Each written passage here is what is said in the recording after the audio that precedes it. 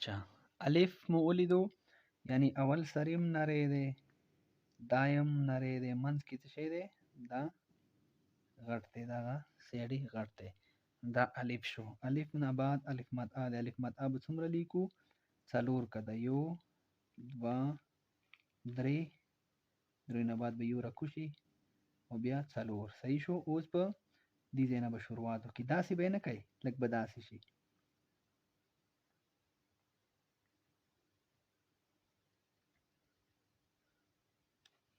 دا مونږ سره څه شو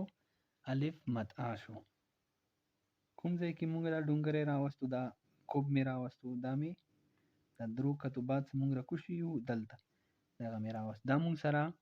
یعنی د کشش او د زیات حد والا هغه الف مد ا شو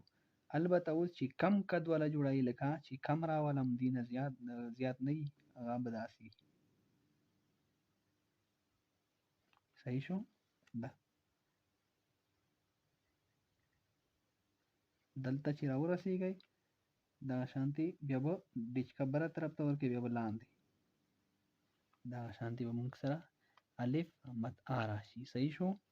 او دې نه علاوه قد دی قد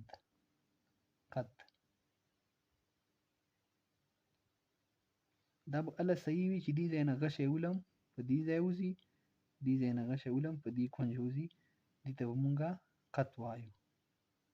لږ دغه شانتې مایل به یې ودرېدو دوه چې اچوي دغه شانتې یو کونج باندې ختم شي بل کونج نه به یې شروع کړي او درې اچوي دا به دې ځای کې شي دا مونږ سره الف مد ا شو الف شو او قط شو